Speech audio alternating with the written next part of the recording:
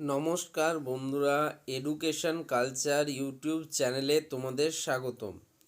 তো দেখো, মেনলি আজকে এই ভিডিওতে আমি তোমাদের সাথে কিছু কথা শেয়ার করব, যেগুলো কিন্তু তোমাদের জীবনের জন্য ইমপ্লিমেন্টেশনে খুব ইম্পর্টেন্ট।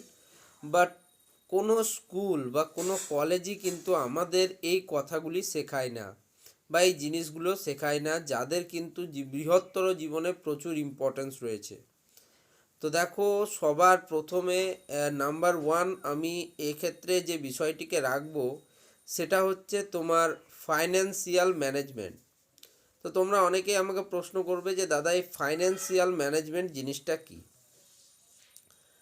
তো দেখো, আসল ব্যাপারটা হচ্ছে যে আমরা কি করি, সব সময়ই কিছু পরিমাণ অর্থ কিন্তু আমাদের কাছে থাকে, বা আজ না হলেও কাল হয়তো তোমার কাছে অনেক অর্থ আসবে বা পয়সা কড়ি আসবে। ওকে, এবার এই পয়সা কুড়ি বা যা তোমার কাছে রয়েছে, ওকে, তো সেটাকে কিভাবে সঠিকভাবে পরিচালনা করতে হবে যাতে সেটা সুরক্ষিত থাকে বা তার থেকে আরেকটা ইনকাম সোর্স আমার জেনারেট হয়। সেটা ধরো, তুমি আজ কোনো কোম্পানির আন্ডারে চাকরি করছো, সেখানে তোমার বেতন হচ্ছে 30,000, 30,000 টাকা।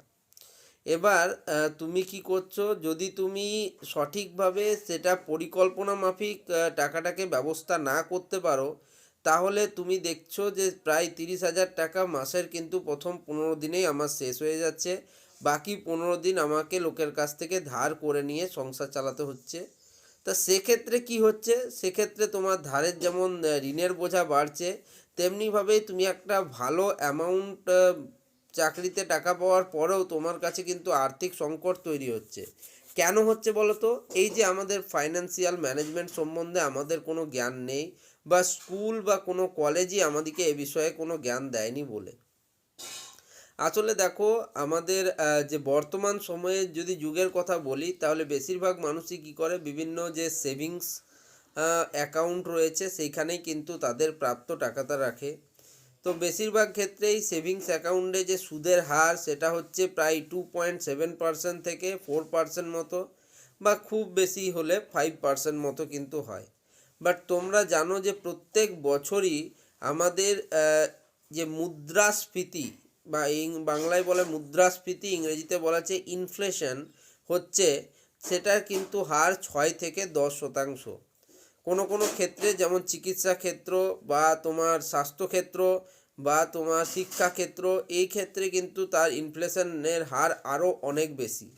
ফলে সেক্ষেত্রে তুমি বুঝতেই পারছো, যদি তোমার কাছে আজকে 100 টাকার ভ্যালু যা, সেটা পরের বছর দাঁড়াবে কিন্তু তোমার হাতে 94 টাকা বা 93 টাকা বা তোমার 90 টাকা। তার মানে তোমার কিন্তু যে পয়সা, সেই টাকা পয়সা, তার কিন্তু ভ্যালু আস্তে আস্তে কমছে। ওকে, তো সেই হিসেবে দেখো, কিন্তু মানুষের আয় কিন্তু সেই হিসেবে বাড়ছে না।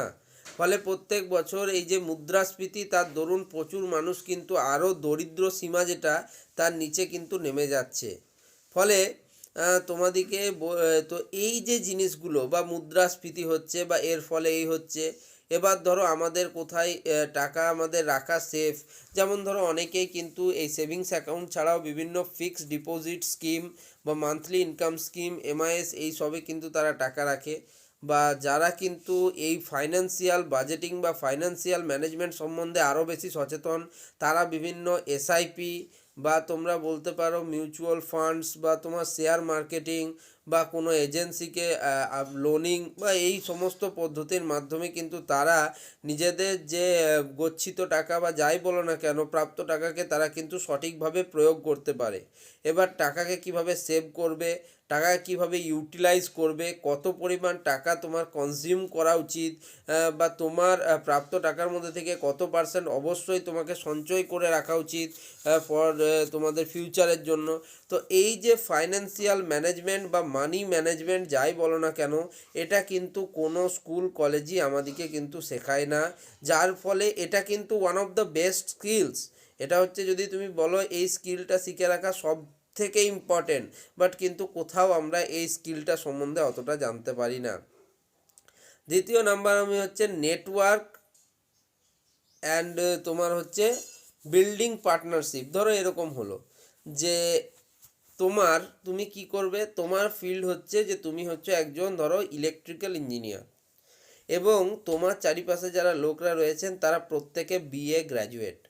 তো এই বিএ গ্র্যাজুয়েটদের সঙ্গে অ্যাজ এ ইলেকট্রিক্যাল ইঞ্জিনিয়ার তুমি বুঝতেই পারছো যে নেটওয়ার্ক বিল্ডিং করা কতটা কঠিন। মানে তাদের সাথে যোগাযোগ, মানে একটা সম্পর্ক স্থাপন করা হয়, এটা হলো মিউচুয়াল আন্ডারস্ট্যান্ডিংয়ে দুজন বন্ধু হলো, সেটা আলাদা ব্যাপার। বাট তাদের সাথে তোমার কাজের অনেকটা ডিফারেন্স হবে, ওকে। আবার ধরো কেউ হচ্ছে তোমার চার্টার্ড অ্যাকাউন্ট সিএ, আর কেউ হচ্ছে তোমার ধরো ডাক্তার। তাহলে এদের মধ্যে সম্পর্কটা কি হবে তখন? আবার ডাক্তার এবং রুগীর সম্পর্ক কিন্তু যদি শরীর খারাপ হয় তখন কিন্তু হবে, বাট যেটা নেটওয়ার্ক বিল্ডিং করার কথা সেটা কিন্তু হবে না। বাট ধরো দুটো ইঞ্জিনিয়ার রয়েছে, একজন সিভিল ইঞ্জিনিয়ার, একটা ইলেকট্রিক্যাল ইঞ্জিনিয়ার, তাদের মধ্যে কিন্তু একটা নেটওয়ার্কিং তৈরি হবে। কেন তৈরি হবে? দেখো, সিভিলরা তোমার কনস্ট্রাকশন সাইটটা দেখবে, তো ইলেকট্রিক্যালরা তোমার ইলেকট্রিসিটি ডিপার্টমেন্টটা দেখবে, সেক্ষেত্রে একটা মিউচুয়াল আন্ডারস্ট্যান্ডিং তৈরি হবে। বাট অ্যাজ এ ধরো তোমার হচ্ছে কেউ 8th পাস স্টুডেন্ট রয়েছে, যে যার মানে হচ্ছে তোমার ধরো কম্পিউটার সম্বন্ধে কোনো জ্ঞানই নেই, আর একটা হচ্ছে কোডিং এক্সপার্টকে তুমি পাশাপাশি রেখেছো এবং তাদের মধ্যে চাইছো যে নেটওয়ার্ক বিল্ডিং তৈরি হোক, তো সেটা তো তৈরি হবে না। তো স্কুল কলেজ আমাদের সাথে ওটাই করার চেষ্টা করে। দেখবে প্রত্যেকটা স্টুডেন্টকে একই সাথে একইভাবে ট্রিট করছে। তো প্রত্যেকটা স্টুডেন্টের নেটওয়ার্ক বিল্ডিং ক্ষমতা আলাদা।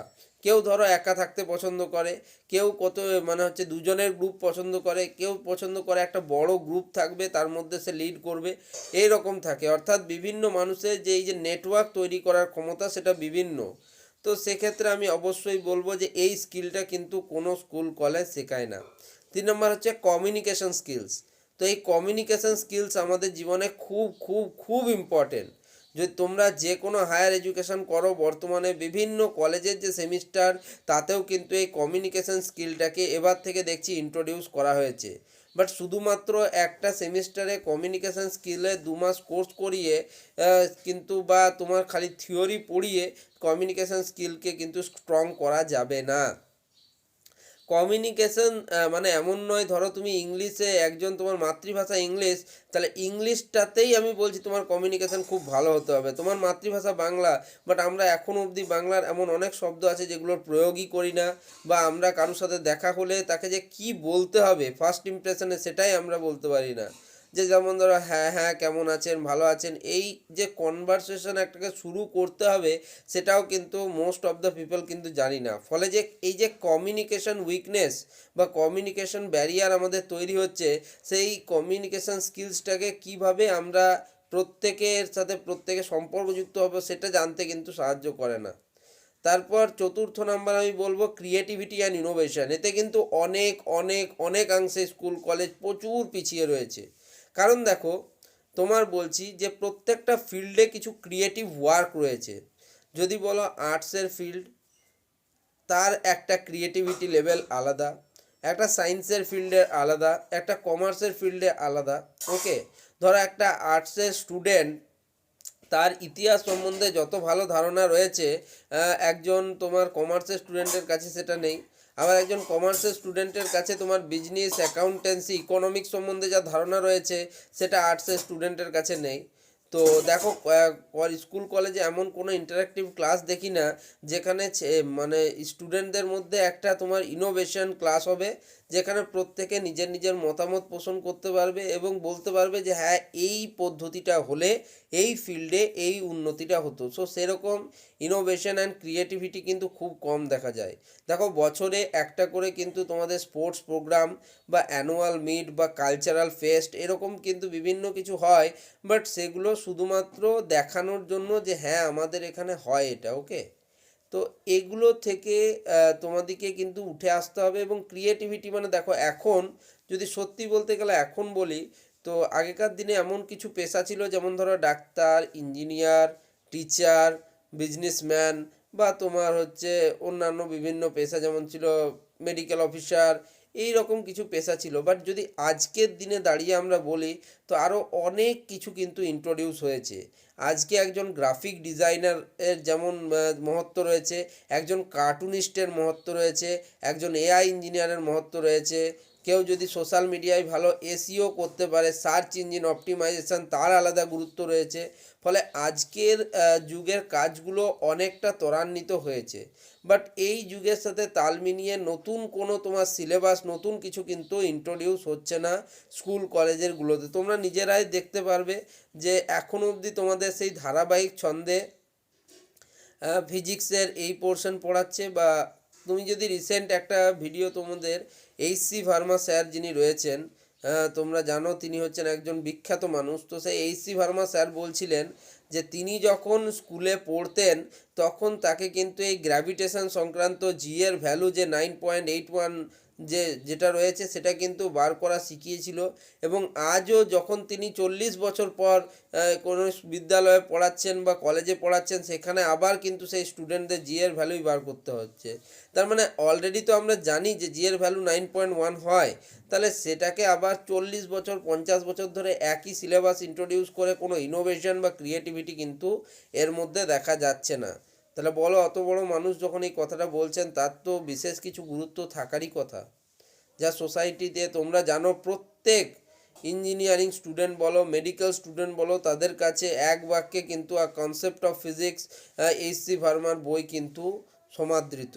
তোমরা জানো যে এই পদার্থবিজ্ঞানে আরেকজন রয়েছেন ওয়াল্টার লুইন স্যার, তিনিও খুব ফেমাস একজন ব্যক্তি। তো তিনিও কিন্তু এটা বলছেন যে স্কুল কলেজে কিন্তু এই যে আর্টস বা ক্রিয়েশন এদের উপর কিন্তু খুব বেশি জোর দেওয়া হয় না। তো ক্রিয়েটিভিটি এবং ইনোভেশনের যে দিকটা সেটা পুরোপুরি ইগনোরই করা হয়, এটাও বলতে পারো। এরপর হচ্ছে হেলথ। হেলথ রিলেটেড কিন্তু বিভিন্ন জিনিস কিন্তু স্কুল কলেজ আমাদেরকে শেখায় না।